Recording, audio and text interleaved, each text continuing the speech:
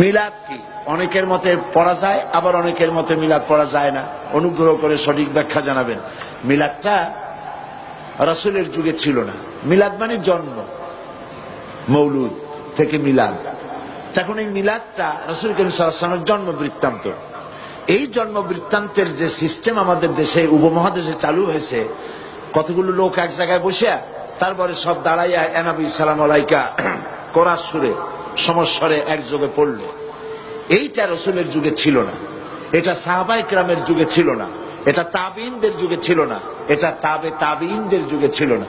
এখন আপনারা মনে করেন যে কোন জিনিসে খুব সওয়াব আছে এমন কোন জিনিসকে রাসূলুল্লাহ আমাদেরকে জানান নাই, সাহাবায়ে কেরাম আমাদের জানান নাই। আপনারা কি এই ধরনের বিশ্বাস করবেন? এরকম বিশ্বাস করবেন? যাতে সওয়াব আছে রাসূলুল্লাহ সব আমাদের জানাইছেন, সাহাবায়ে কেরাম আমাদের সব জানাইছেন। তো মিলাদে যদি সওয়াব থাকবে তো রাসূলুল্লাহ বললেন না কেন? সাহাবীদের চাইতে আমরা কি বেশি রাসূলুল্লাহকে ভালোবাসতে পারবো? জবাব দেন, পারবো? তো যদি এইটা রাসূলুল্লাহর ভালোবাসার কারণে হয়, তাহলে সাহাবীরা কেন মিলাদ পড়েন নাই? তারা কেন ইয়া নবী সালাম আলাইকা, ইয়া রাসূল সালাম আলাইকা একযোগে দাঁড়ায় পড়ে নাই? এই কথাগুলি বোঝেন আপনারা? রাসূলের যুগে নাই, সাহাবীদের যুগে নাই, তাবিঈনদের যুগে নাই, তাবিঈনদের যুগে নাই। রাসূলুল্লাহর ইন্তেকালের 600 বছর পর মিলাদ আবিষ্কার হয়েছে।